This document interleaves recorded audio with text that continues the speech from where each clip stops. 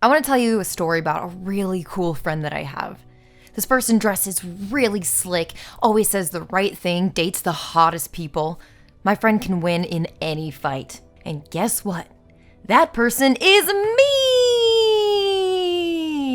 That's basically the argument of Fight Club. One guy telling us about how cool someone is, then revealing that actually that guy is me. How come when we watch a movie that makes that argument, it's compelling? But if someone did that to you in person, you'd think they're a garbage person. Maybe if we look a little closer at Fight Club, we can figure it out. The standard reading of Fight Club is that Jack is schizophrenic, that he invents Tyler as an alternate personality out of either boredom or a sense of inferiority. And then the Tyler personality takes over Jack's mind for a while, does a bunch of terrorist stuff, but eventually Jack saves the day. Even though society seems like it's about to crumble, the bad man is sent away. It's a happy ending, right? But I would like to propose a different reading. That this is a story told by Tyler from the very beginning. This is it. The beginning. That the personality of Jack never existed within the fictional world. Tyler is real. Jack is a character invented by Tyler to manipulate us, the audience. Talking about a fictional character within a fictional story can be a bit confusing, so we need to go over some concepts first. I've always felt that I'm not alone when I watch a movie or TV or a YouTube video. The person on screen is talking to me, even though I know they're just pixels flashing on a monitor and vibrations emanating from speakers. Welcome! I know that they're not really here, that all these characters and places are absent. But I know that these images and sounds represent people, places, and emotions. I don't just feel, I know that they are present. This is known as absence presence. Some movies are so clever they'll even draw attention to their own absence presence. We have front row seats for this theater of mass destruction. That we is Jack and Tyler, but we is also us, the audience. The disembodied voiceover acknowledges that we're aware we're about to watch a show. Then we impossibly float through walls in a complicated VFX shot. All these things are absent, but at the same time, we feel they're present. As you can find in a basic film studies textbook, the spectator knows very well that what he is watching is a fiction, but all the same, he maintains the belief, indeed his pleasure is dependent on that belief, that it is not. Cinema is thus founded on a regime of spectating at once knowing one thing and believing its opposite, which, as we have seen, is precisely the structure of disavowal. The process of disavowal has been described by the formula, I know, but all the same. We know the movie we are watching is not real, but in order to enjoy a movie, we must believe on some level that it is real. By starting with I know, we seem to acknowledge something or someone's point of view. Then by adding the but, we disavow what we just claimed to know is true. Not every I know but statement is disavowal, and not every statement of disavowal requires an I know but. When a politician says, let's not make this political, they are disavowing the fact that everything is inherently political. Dishonest people love disavowal because it makes them seem rational. It's already weird that we're able to follow the average film, following characters from scene to scene across time and space. In Fight Club, Tyler and Jack are a weird, extremely literal manifestation of absence, presence, and disavowal. By the end of the movie, Tyler is popping in and out of existence, even within a single shot, the way characters pop in and out of existence when we change from one scene to another in any movie. By pushing absence, presence, and disavowal into the foreground, Fincher keeps our minds so busy we forget exactly what it is we're even disavowing. Hint, it's terrorism. And let me pause to say, film theory and psychoanalytic concepts like these are not inherently good or inherently bad. Personally, I'm glad I can enjoy a movie through disavowal. Even a fictional narrative can reveal deeper truths about the human condition. What we need to ask is, what are the effects of a particular film's use of these concepts? And are the implications of the narrative true? So with that in mind, there's one more term we need to cover. Fetishism in pop culture is usually understood as someone getting overtly horny at the sight of an object like a pair of sexy red shoes. Cultural theorist Thomas Jüngling wrote that it's more useful to think of fetishism as it has been defined in psychoanalysis, not as the overvaluation of some part object, but as a denial of lack. For example, the American flag is a fetish object, often used to deny a lack of freedom. How can you say I'm not free when I've got this piece of dyed cloth that stands in for freedom? By continually filling his life with Swedish furniture, Jack fills his life with fetish objects that comfort him. Collecting all these objects distract from what is lacking in his life. And clearly he is lacking something. Please just give me something.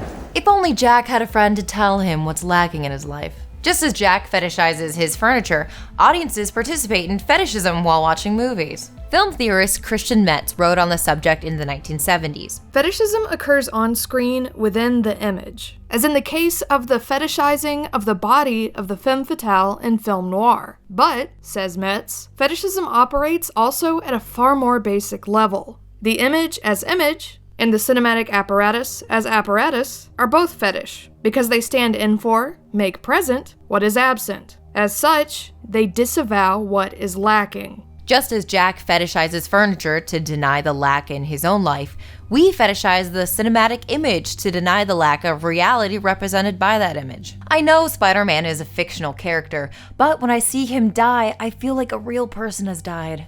If only we had a movie to tell us what's lacking in our lives. Fight Club is a story told by an unreliable narrator whose goal is to explain away his own guilt and justify the position he's established as the leader of a terrorist organization. An organization he knowingly and willingly created because he wants the rest of the world to be as miserable as he is.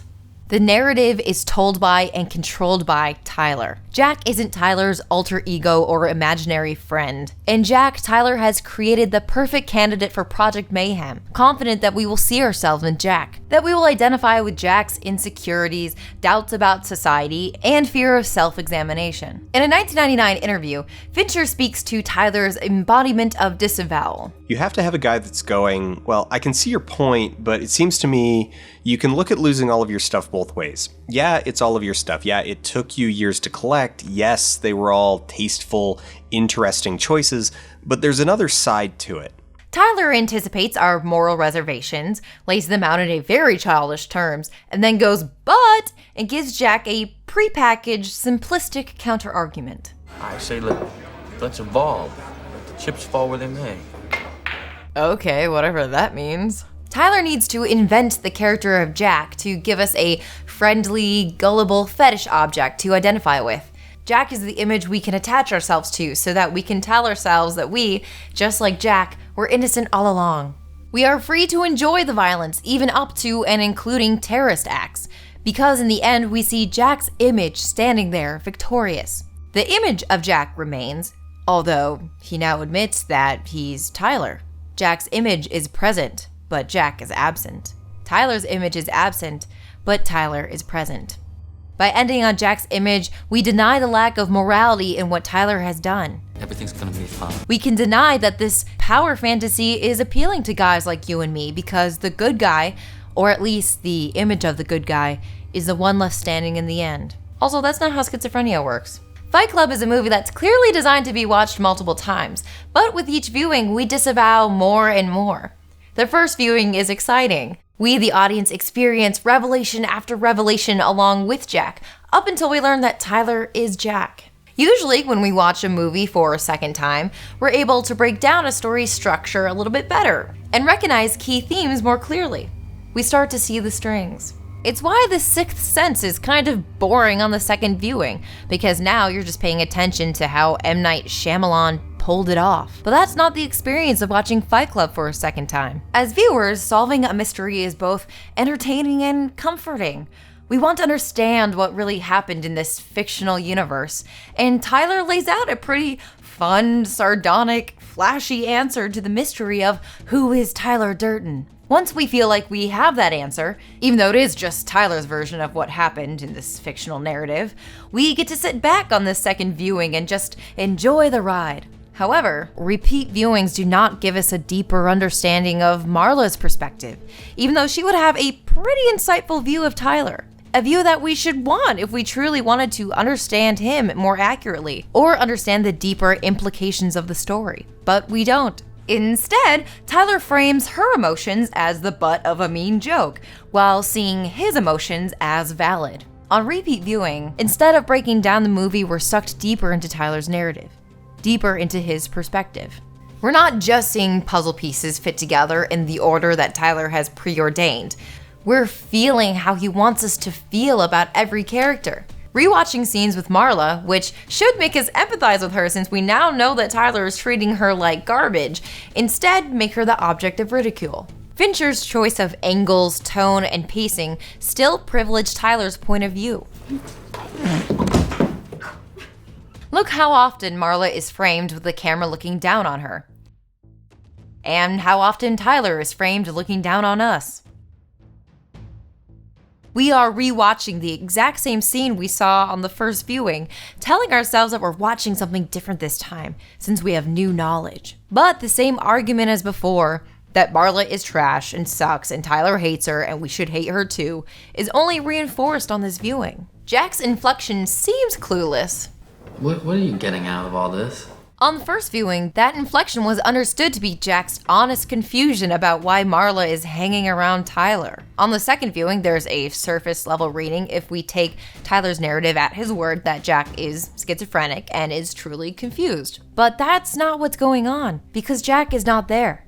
Jack is absent. That's Tyler talking. Tyler is present. Tyler is telling us this story. By acting confused, Tyler keeps us from empathizing with Marla in this situation, and instead we empathize with Jack because we've seen the scene before and we were just as confused as he is. It's relatable. It keeps us from acknowledging that in the actual world of the story, it's Marla who is infinitely more confused because she's dealing with this irrational, obnoxious person. Talk to me! Tyler knows exactly how much of his asshole persona he can reveal without losing his intended audience. This conversation is over.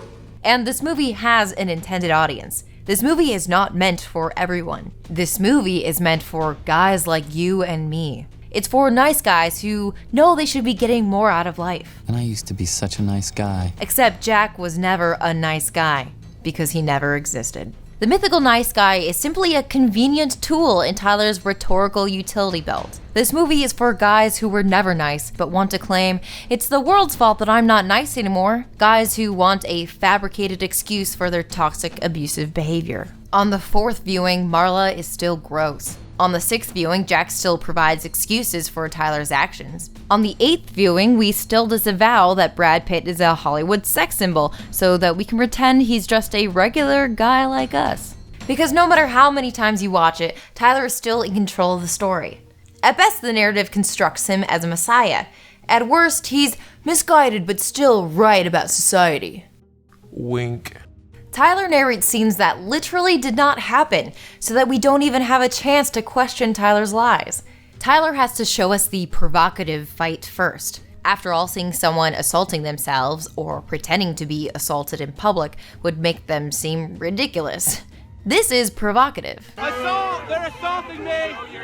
They're attacking me! But from a more objective angle, we see it's simply a dork pretending to get beat up. I'm being pushed! I'm under assault! By the time Tyler shows us this, he's preached so much about how terrible, absurd, and messed up society is. We're primed to see this kind of behavior as justified, or even noble. If society is absurd, the means of rebelling might as well be equally absurd. That's why even on repeat viewings, when we know that Tyler is punching himself in this scene, we don't think, that's a sad guy punching himself. We still think, this is cool and funny and different. And this is the origin story of that cool secret club I know about. We disavow critical thought in favor of being part of the in-group.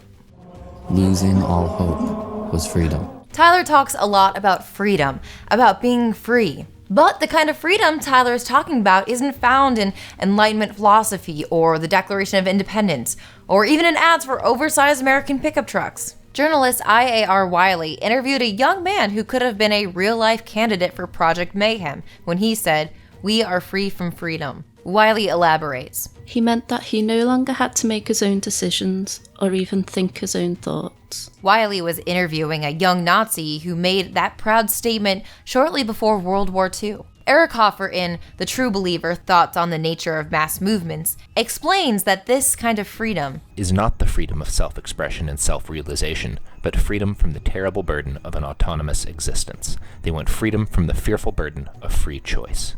It's only after we've lost everything that we're free to do anything. The idea of free will or free choice is antithetical to Tyler's worldview. Freedom means having a gun placed at the back of your head by a stranger and being told what to do. And conveniently for Tyler, he sets up a system which strips everyone else of choice, leaving Tyler with the ability to choose for them. You are free to punch, you are free to blow things up, but you are not free to do just anything. To Tyler, these violent, physical categories of knowledge are good, but there are categories of knowledge which he finds distasteful, which he wants to eliminate. Why do guys like you and I know what a duvet is? Simply knowing what the word duvet means is immoral to Tyler. Guys like you and me should not be allowed to know what a duvet is. We are men. We are hard. Duvets are prohibited for guys like you and me. Why does Jack feel so empty? Why does Jack feel so lost? Does he feel crushed by the superficiality and alienation inherent in capitalism? Does he have a terminal illness? Is it because the word duvet exists? It's because Jack isn't real. He's a straw man whose mortal enemy is a fancy word for blanket. Let's take a closer look at one of the characters Tyler indoctrinates. A character whose life Tyler believes Tyler changes for the better. What are we doing? Human sacrifice.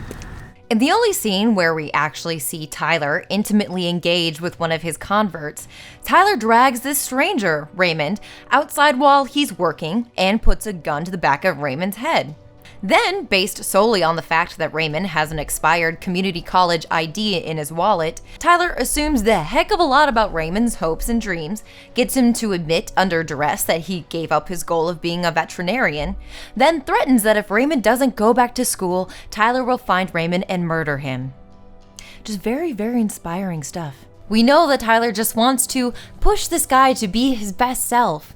We know that Tyler is trying to motivate men to be men, to take charge of their lives. We know this because Tyler knows this. Raymond does not know this. We do not know Raymond's perspective. We do not establish his mundane job. We do not see him standing behind the counter as Tyler rushes in like an ordinary robber. If we heard Raymond's side of the story, he would tell us about a time a lunatic robbed him, spouted a bunch of pseudo-philosophical BS. The question, Raymond, was what did you want to be? Only stole his driver's license and then left. Tyler tells us a story about how Tyler is a messiah. We are left assuming that Tyler changed this man's life for the better. We do not know that. Whether or not Raymond actually gets his degree doesn't matter. Imagine how he feels. Tyler doesn't want us to imagine how Raymond actually feels. Tyler wants us to imagine how Tyler wants Raymond to feel. Tomorrow will be the most beautiful day of Raymond Chaos's life. His breakfast will taste better than any meal you and I ever tasted. In reality, Raymond is not liberated. In reality, Raymond has no choice but to follow Tyler's orders. Raymond hasn't been watching this movie, so Raymond has no reason to trust Tyler, no reason to buy into this arcane plan. Tyler asks Raymond a straightforward question. Raymond Chaos, 1320 Southeast Banning, Apartment A. Small, cramped basement apartment, Raymond. The answer to his question is yes, but since Tyler is telling the story, Raymond answers, How did you know? Tyler is telling us about a time when he robbed someone and pointed a gun at the back of their head. And in telling the story, Tyler needs to emphasize that he knows everything. So he has this person, in the middle of what they think might be their last moments on Earth, praise Tyler's intelligence. Tyler is right about everything. How did you know? Because they give shitty basement apartments letters instead of numbers. I don't even know if that's true, but we don't have time to question it. Because Tyler's never wrong. I just can't win with you, can I? Tyler wins in every situation, no matter how absurd. Everything Tyler sets out to achieve, he accomplishes. Because this is Tyler's story, and he is the hero. Tyler, you are by far the most interesting single-serving friend I've ever met. Even his victims think so. How did you know? Even on the second viewing. How did you know? Notice how when Tyler was trying to ask Raymond, what did you want to be, it takes multiple questions and the threat of physical violence. What'd you study, Raymond? Stuff? Were the midterms hard? But when it comes to praising Tyler, Raymond's response is immediate. How did you know? Watching Tyler drift through the story is like watching someone play a video game with God mode on. Raymond's existence in Tyler's story serves Tyler. Later, we see a door covered in driver's licenses. We never see Raymond again. Raymond is reduced to a bureaucratic identification card. If he did not go back to school, he's dead because Tyler killed him. If he did go back to school, he's dead because he is no longer in control of his own life. He has been sacrificed to appease Tyler. Raymond's name and face are present, but Raymond's point of view is absent. You had to give it to him. No, we don't. Jack is there to put up the flimsiest defense, except Jack is not there. Tyler tells us he's there to reassure us that we're questioning this ridiculous situation along with Jack. That wasn't funny. What the f was the point of that? But Tyler is holding the gun. There's no actual voice of reason in this scene, only in the telling of it, for our sake. The underground fight clubs are supposedly formed in search of some truth, in search of freedom, but they are predicated on deception. The first rule of Fight Club is, you do not talk about Fight Club. The second rule of Fight Club is, you do not talk about Fight Club. By repeating that rule, Tyler is inviting us to break it. His cadence even punctuates the sentence as if to say, you do not, period, talk about Fight Club. Talk about Fight Club. Do not, period, talk about Fight Club. We are a group of people who want to break society's rules. Here are rules. Break them. And of course the rules are being broken.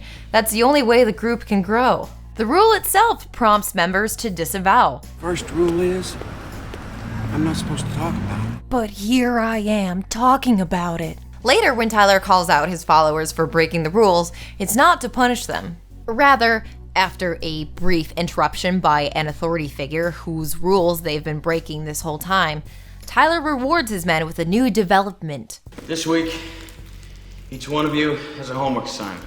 The beginning of Project Mayhem. Tyler not only expected people to talk publicly about Fight Club, he already had the next step of his plan ready for when more recruits showed up. Congratulations, you've all been promoted into the corporate structure of Project Mayhem. Also, Tyler only says do not talk about Fight Club 2 times. And as Tyler himself says, Promise. I just said I promise. What? It's 3 times you promised. for Tyler, being a loser is the first step towards being a winner.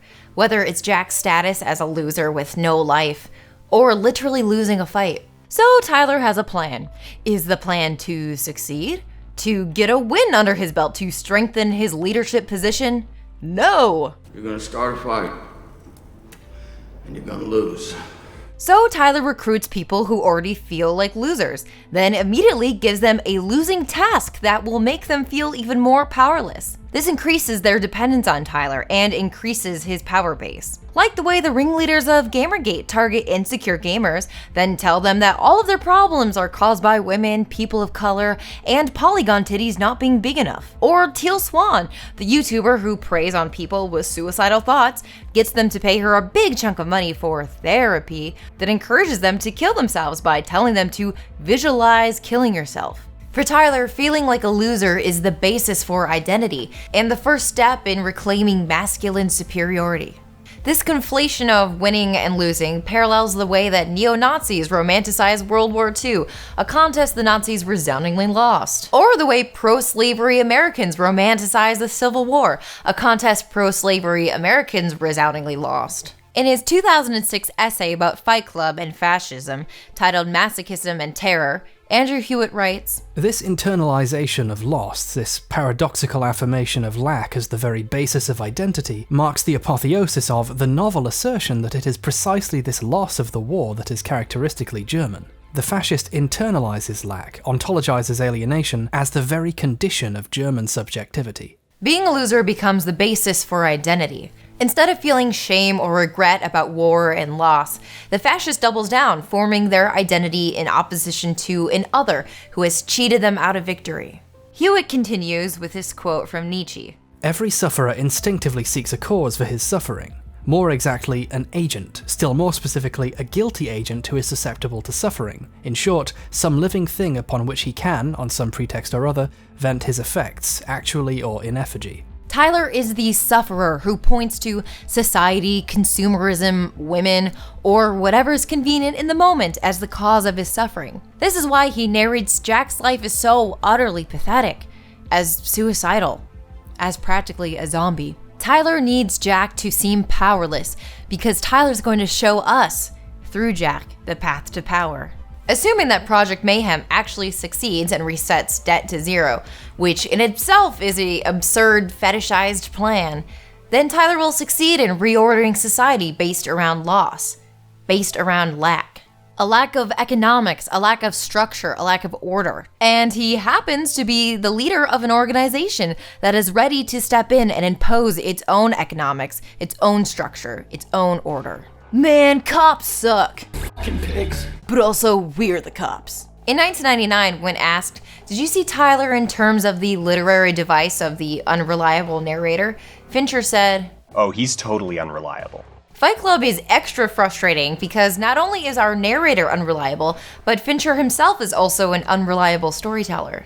Unlike Rashomon or The Last Jedi, where directors Kurosawa and Rian Johnson utilized unreliable narrators to blatantly call out the subjectivity of storytelling, Fincher indulges in subjective storytelling. He uses clever dialogue and flat acting to misdirect our attention. Did you know if you mixed equal parts of gasoline and frozen orange juice concentrate, you can make napalm? No, I did not know that. Is that true? That's right.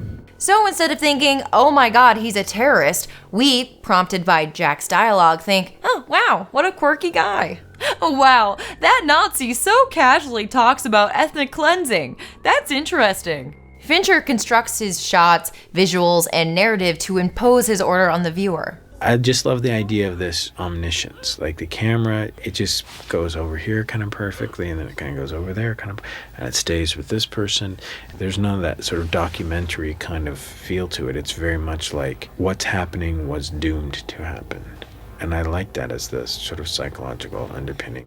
Fincher's style does not open things up to interpretation or question. He has a point of view, an objective, and he will not allow you to stray. Just as Tyler, in telling his story, has a point of view, an objective, and he will not allow you to stray. Fincher utilizes a structure that director Peter Watkins has termed the monoform, a linear, predetermined format meant to drive the audience towards a specific conclusion. Which is simply a name I give to the basic structure of what we see on television, and in a majority sense, most of what we see in the commercial cinema today. Of course, it's a series of rapidly editing pictures, constantly displacing us from one thing to another, from one subject, one visual image, with all its associated metaphorical, symbolic, personal meanings, different weight of information on the screen, different mass, different shape, different movement, and we're asked to deal with that, usually in 5, 6, or 7 seconds, which is the average cutting rate, and you change the next, and so on, so on, so on. It's endless barrage of visual information, which is of course being accompanied by an audio barrage, all being thrust at the audience in a one-way monolinear push from beginning to end. Fight Club not only drives towards a foregone conclusion, Fincher even shows us the ending without proper context at the beginning. What the audience is to feel or decide at the end point here is already determined at the beginning point, on all sorts of levels. By showing us the ending out of context at the beginning of the film and then dropping in key information throughout the film, Fincher makes us feel as if we are undergoing a process of discovery. In actuality, Fincher withholds key information so that we continue to like Tyler, so that we never think of him as the terrorist leader he truly is. Why do you think I blew up your condo? We are given the illusion of choice, but we lack choice when confronted with the monoform. The whole purpose of 20th century mass audiovisual media is that it is not predicated on incorporating the ideas, feelings, experiences, subjectivity, memory, knowledge, wisdom of the audience, or the viewers, and engulfing them and taking them into the process and sharing. And 20th century mass audiovisual media is designed to withhold those, to push those away, and to instead engulf the people with this fabricated, fragmented, arbitrary process where the person's participation is held out. And that's why everything is moving very fast, to hold back any opportunity for the person to have time to come in and enter the material and challenge it or negotiate with it or anything. When Tyler encourages us to question the authority inherent in consumerism, we, as an audience, disavow that there are other forms of authority that we should question as well.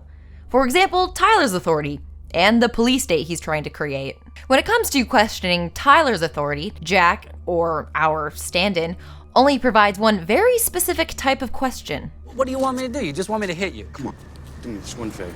Why? Hey, why do we need bunk beds? Why? What are you talking about? He frames his questions as a child asking a parent for their reasoning, instead of actually challenging Tyler's authority. Jack never challenges Tyler, never gives an alternative point of view, always asks for Tyler's justification, giving him another platform to lecture at us. And he always accepts that justification, prompting us to accept that justification. You had to give it to him. If Jack had a YouTube channel today, he'd probably be a centrist, insisting, I'm just trying to hear both sides. Tyler dazzles new recruits with his cool, seemingly anti-authoritarian message, while simultaneously stepping into the role of authority figure. Tyler uses a flat, cool tone of voice to seduce us, whether he's playing Tyler or playing Jack. In a catastrophic emergency, you're taking giant panic breaths. Suddenly you become euphoric, docile. You accept your fate. Tyler lulls us into feeling docile, into accepting the fate he's laid out for us. Brecht wrote about the alienating effects of certain kinds of meta-theater.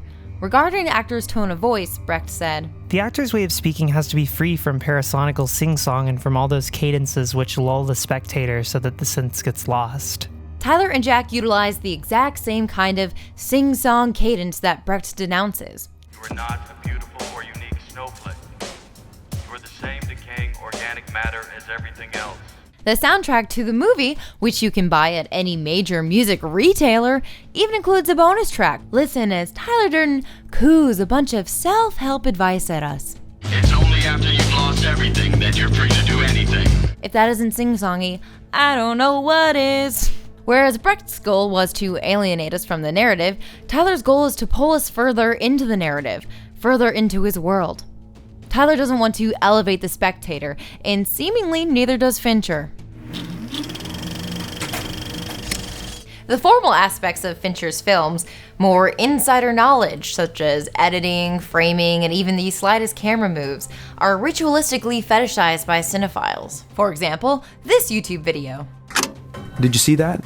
It's a very small thing, and it's easy to miss. What is it exactly? Well, it's a camera move. Fincher's perfectionism and artificiality are admired, to the point where any ethical implications about how these techniques are used become irrelevant. I don't mean to call out any YouTube channel specifically. Nerdwriter does great work. I'm trying to highlight how, when a director is able to trick us or seduce us with flashy film production techniques and visual effects, we invest more emotionally, not just in the narrative, but in the very means of production themselves. Film has always been a constructed medium, but the depth of Fincher's visual manipulation is unprecedented, especially since he uses these techniques for the most basic dialogue scenes. Even digital editing techniques that we would never spot with the naked eye are fetishized. We're not just editing shots together anymore. We're editing pixel by pixel. Humans are manipulated on screen pixel by pixel to manipulate us, the audience at home.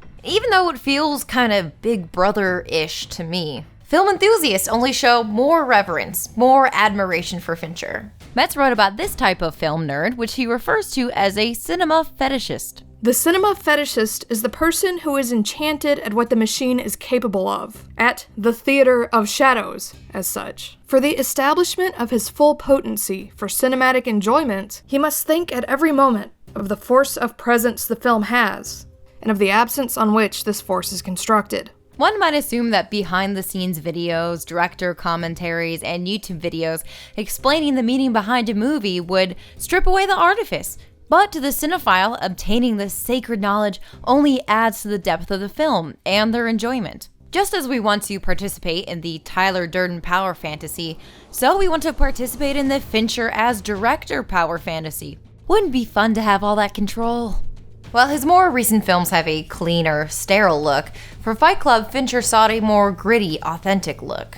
Cinematographer Jeff Cronenwith and I talked about making it a dirty-looking movie, kind of grainy. When we processed it, we stretched the contrast to make it kind of ugly, a little bit of underexposure, a little bit resilvering, and using new high-contrast print stocks and stepping all over it so it has a dirty patina. What's resilvering? Rebonding silver that's been bleached away during the processing of the print and then rebonding it to the print. What's that do? Makes it really dense. The blacks become incredibly rich and kind of dirty. We did it on 7 a little just to make the prints nice, but it's really in this more for making it ugly. We wanted to present things fairly realistically. So much effort to make a perfectly ugly product. Even the glass dishes with tiny bubbles and imperfections. To Tyler, life is trash, so the film looks trashy. So there's this apparent contradiction in Fight Club. On one hand, Fincher's desire to manipulate, pixel by pixel, to create the perfect idealized image. And on the other hand, his trash aesthetic. A desire to portray the world as a giant pile of garbage. These ideas may feel out of sync, but there is an ideology that thoroughly embraces this contradiction. Here we go, this is where we blatantly connect Fight Club to fascism. Fascism. Oh, I'm sorry, was that too much of a hard turn? Okay, let me set up the section about fascism with a quote about fascism. David Fincher said a movie sets a fascist dictatorship when he said, I think a movie sets a fascist dictatorship.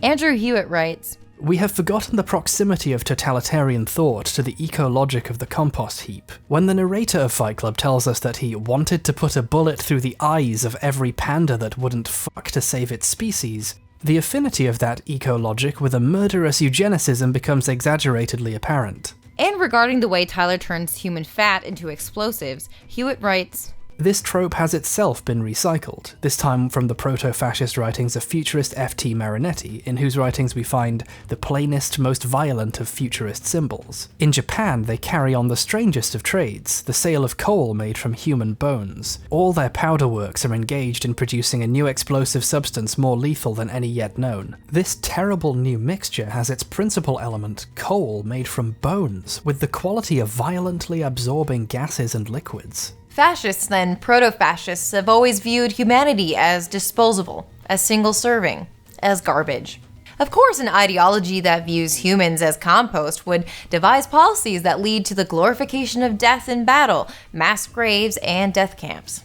The blonde-haired, blue-eyed Superman is fetish object, denying the lack of perfection in all humans, denying the alienating, painful existence of living under an autocratic regime. Leni Riefenstahl, the Nazi documentarian, was hyper-aware of the fetish value of photogenic young men. While filming her Nazi propaganda film, she got upset that so many actual Nazis didn't live up to her aesthetic expectations. Prominent Nazi Albert Speer recalled, I was present when Riefenstahl, in a restaurant with her staff, was a little bit frank and made some mocking remarks about the bellies of the Nazi brown shirts not being so good for photographs or some such thing. Riefenstahl mocked literal Nazis for not looking ideal enough. Riefenstahl biographer Stephen Bach adds, Speer conspired with her to hide the brown shirt potbellies she mocked behind thousands of swastika flags. In this instance, the ultimate fetish symbol for Nazis, the swastika, literally obscures actual pot-bellied Nazis. Nazis with potbellies are present at the rally, but they're absent from Riefenstahl's film. Idealized Nazi imagery is present in Riefenstahl's film, but it's absent from reality. Tyler's body, actually very sexy Brad Pitt's body, obscures Tyler's true form, that of doughy Edward Norton. Tyler invites us to mock Gucci models, disavowing Brad Pitt's own highly sexualized body. In Fight Club, at least one conventionally unattractive member is allowed, who happens to be the only member who also dies a horrible, horrible death.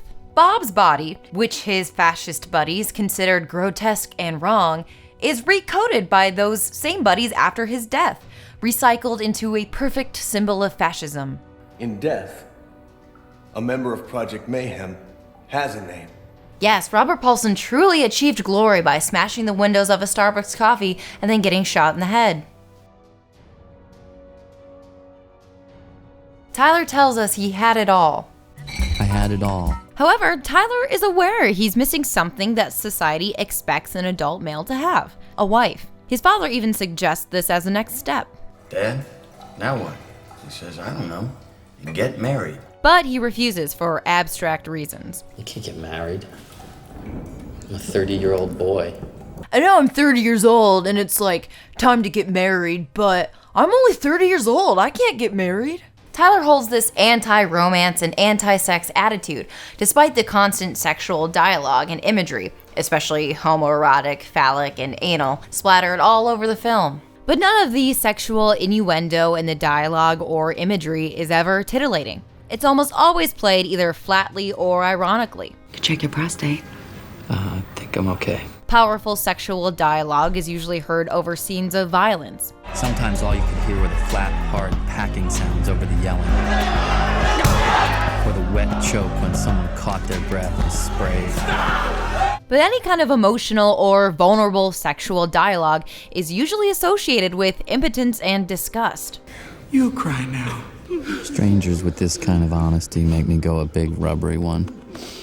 And in the void left behind in his mind where sex would exist, Tyler finds human suffering. I'm so close to the end and all I want is to get laid for the last time. It's ironic that Chloe is talking about sex because sex is not what arouses Jack here. He's getting off on her suffering. Immediately after that, while talking about the meetings, Tyler talks in a sing-song voice about how it makes him feel. Every evening I died, and every evening I was born again.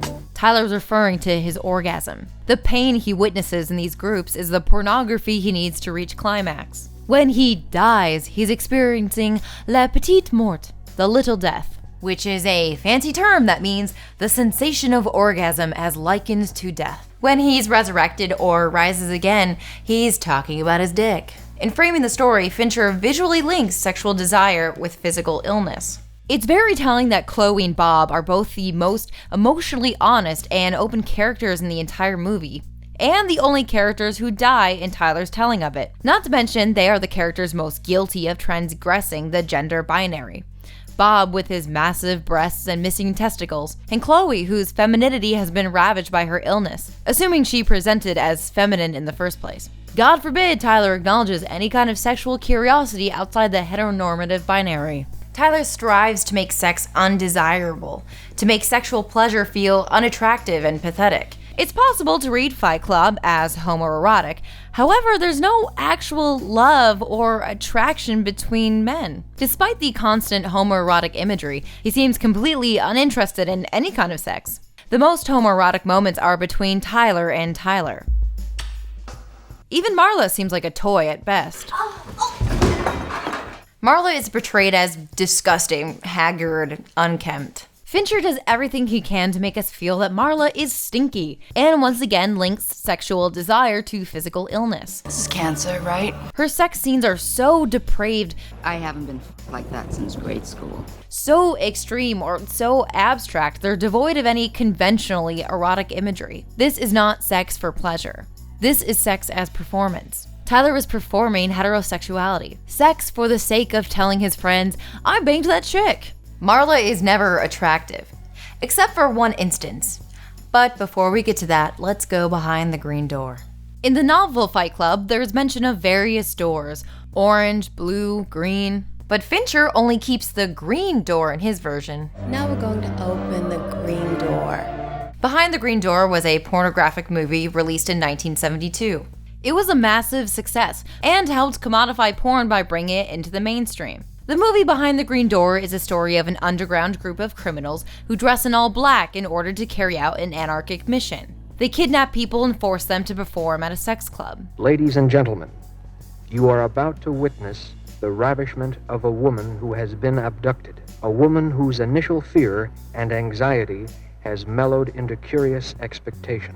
Within the film, the green door itself comes to symbolize an entry point into a safe space, similar to the support groups. Outside this safe space, in the outer world, is sexual repression, anxiety, patriarchy. But in here, on this stage, the participants find a safe space to pursue pleasure. Sexual gratification for the female main character is framed as positive. It's telling that the support group leader in Fight Club says we're supposed to open our green doors, and soon after, Chloe talks specifically about her sexual desires in front of the group. Clearly, Fincher is drawing a link between the two. But I don't think it's simply the pursuit of sexual pleasure that links Fight Club and Behind the Green Door. Before the main character engages in an orgy on stage, she undergoes a kind of guided meditation, led by a woman whose dialogue is oddly similar to the kinds of things Tyler says. I'm going to tell you everything that's going to take place, so there's no need to be frightened. Oh, poor child. I know exactly how you feel. You don't know how this feels. I'm your friend.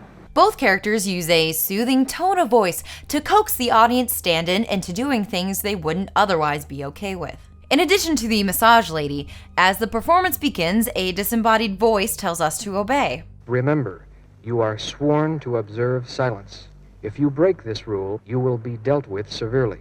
The implication becomes, obey these rules and you will find pleasure. With the knowledge that you are powerless to stop the performance, just relax and enjoy yourself to the fullest extent. Just as Tyler's words and deeds give us the illusion of agency or choice in his theater of destruction, so too this announcer's assumption that we could somehow interfere helps us feel as though we have agency, as though we could somehow interrupt a movie that's already been shot and distributed. In Behind the Green Door, we have an authority figure giving the main character, our stand-in, the freedom to enjoy something transgressive, her own sexuality. Permission to enjoy something that she should already be free to enjoy. In Fight Club, we have an authority figure who gives the main character, our stand-in, freedom to enjoy something transgressive, terrorism.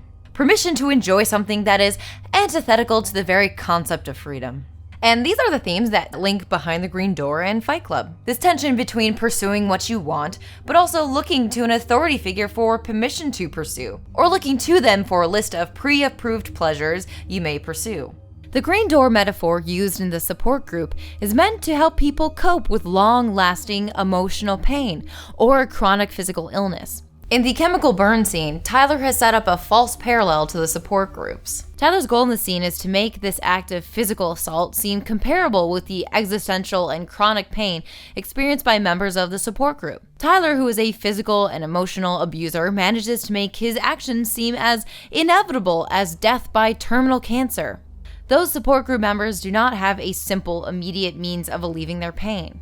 They can't just pour vinegar on their cancer or missing testicles. But to a naive audience member who hasn't had to cope with long-lasting emotional or physical trauma, who is looking for a reason to claim victimhood, the comparison may feel attractive. Tyler feels like he has all the answers. You can run water over your hand to make it worse, or look at me! Or you can use vinegar to neutralize the burn. Even though he's concocted an absurd scenario with a predetermined conclusion. And this happens to be the only moment in the entire film where Marla is presented as sexually desirable in a visual sense. Jack makes one last-ditch effort to block out the pain and pursue pleasure. And this is the moment that Jack closes his green door. He stops trying to escape to his safe space and never bothers trying to go there again. He is left with a scar which resembles vaginal lips. Sexual imagery recoded as a mark of pain, a fetish object that denies the lack of pleasure. Shortly afterwards, he denies Marla the sex that she's come to expect. Are we done? Yeah, we're done. We see her again in the Paper Street house, but there's no sexual tension anymore. He has metaphorically closed his door to his pleasure center and has chosen to pursue pain. Tyler's safe space is not just a room, not just a single location where you're prohibited from saying the word duvet. It's a world where you're prohibited from saying the word duvet, or anything else that he doesn't approve of. If Fincher set out to tell a cautionary tale about the way we are so easily manipulated by media, celebrities, and people in positions of power, then he failed because his target audience, guys like us, clearly didn't get the message. I mean, they went on to create actual fight clubs. Or if he set out to make a movie that exploits that same bro-y audience, and he's laughing at everyone who enjoys it for being such gullible losers, then okay? good on you, I guess? Whatever the meaning may be to you or me or anyone else, Fight Club is unquestionably a powerful narrative. It's more than Fincher just using his commercial directing skills to sell us fascism. It's more than just a tale of insecure masculinity. In Hollywood, sometimes you'll hear the saying, "We're not in the entertainment business, we're in the empathy business." The optimistic reading of that statement is, we're looking to find the emotionally honest core to our story, that we work hard to strip away artifice and deliver a meaningful product. The cynical commercial reading of that statement is that we're simply taking a generic product, then wrapping it in packaging that signals to the audience that they're supposed to feel empathy. And I'll give you one guess whether or not Fincher is cynical about commercials, as one of the most successful commercial directors of all time. I'm extremely cynical about commercials and about selling things and about the narcissistic ideals of what we're supposed to be. I guess in my heart I was hoping people are too smart to fall for that stuff. I talked a lot about how narrow and controlled Tyler's point of view is in framing this story. There are very few moments where his narrative slips. Very few times where it feels like Fincher is commenting on Tyler, instead of Fincher simply having fun as the one controlling the story through Tyler. Here's one example. In the first act, we see a woman with a shaved head in the background. She's there again when Chloe speaks, and these 2 seconds are the only time we really get a good look at her in focus. We may assume Chloe has a shaved head, but she keeps hers covered. In a movie where the vast majority of shots are distorted, highly motivated, emotionally jarring, this shot is quiet, matter of fact. Almost an hour and a half later, we see members of Project Mayhem shave their heads. By the end, Tyler has a shaved head. One woman's actual experience with cancer is these white guys' idea of a fun haircut. In appropriating this look, Tyler and his men attempt to appropriate a symbol of victimhood itself. He goes from appropriating the pain of being in a support group to appropriating the haircut of a woman with cancer. As if to say, look, my haircut shows that society is killing me. Society is committing a genocide against me. One might call it a white genocide. As their actions escalate from pranks towards straight-up terrorism, they escalate from a simple appropriation of victimhood to the colonization of victimhood. Their home base even resembles a work camp or concentration camp, as if to constantly remind Tyler's followers that they deserve to identify as oppressed. There's no frontier left to conquer. There's no more new world to pillage. So now we plunder hearts and minds. This colonization of victimhood allows Tyler and his men to justify pretty much anything because now they can claim they have been wronged by simply pointing to this visual marker, the shaved head. Tyler is hell-bent on teaching young men that they have been disenfranchised, that their feelings are cancer, that love is death, and that ultimately your death in service of Tyler is freedom. And that's just sad more than anything else. Sad that we live in an age of technological miracles, yet despite that, a lot of the people who benefit most directly from society's advantages would rather spend their time tearing others down, pushing people out, stripping freedom from others, and dehumanizing them. Sad that the leader of the free world actually did come up with an alternate personality named John Barron, so that he could tell everyone how great he was in third person. Over the years, I've used alias. If you're trying to buy land, you use different names. What names do you use? I actually used the name Barron. And he did manage to fool reporters, but also never shuts up about what a victim he is, how unfair everyone is to him. But to say that, what you said is so insulting to me. It's a very terrible thing that you said. And how actually you are the racist. That's such a racist question. But as I've been wrapping up this video, the universe supplied an even more apt comparison. Gavin McInnes, founder of the violent racist Proud Boys, a group with obvious inspiration from Fight Club, released a video saying that he's quitting the Proud Boys. He's trying to distance himself from the group after 9 of his followers were arrested for assault shortly following an appearance by McInnes himself at the Metropolitan Republican Club in New York City. At the appearance, McInnes reenacted the assassination of a Japanese socialist as part of a comedy routine because he is not funny. The arrests came only after the New York police were criticized for protecting the Proud Boys. I was never the leader, only the founder. I know that I founded this group, but I did not lead this group. As we watch Gavin McInnes squirm, trying to distance himself from the violent hate group he founded, we see the cowardly selfishness of a paternalistic leader who is finally afraid he'll be held accountable. His entire speech reads like a list of the rhetorical devices that we've been covering in this video. For the entire duration of this 36-minute video, even though he covers a variety of topics, McInnes stands next to a photo of one of the Proud Boys and his wife, who happens to be a person of color. He appropriates what he sees as the external symbol of her oppression, her skin color, and uses this image as a literal prop, as evidence that he, Gavin McInnes, is the one who is truly oppressed. He has chosen this photo to disavow the fact that his gang targets marginalized groups, to disavow his obvious bigotry. Her image is present, but any voice from those marginalized groups he targeted are absent. In this age of information, we really do have front row seats in our theater of mass destruction thanks to the internet. There is so much news, so much data, so many points of view to sift through, and people in power use that to their advantage. Whereas the 20th century version of the monoform was linear video in the form of tightly packaged TV programming or movies, now we have Twitter, Facebook, and YouTube, which fragment viewpoints and meaning even more. The very technology that isolates us also advertises itself as the solution to that isolation. I've been trying to figure out how I come to a conclusion in a video where I've specifically pointed out the dangers of driving towards a predetermined conclusion. And I think that conclusion is simply, we need to get better as a society at questioning narratives, questioning authority. Stop just asking why and start asking who is benefiting from this story. And the answer in Fight Club is only one person benefits: Tyler. Thank you for making it to the end of this very long video.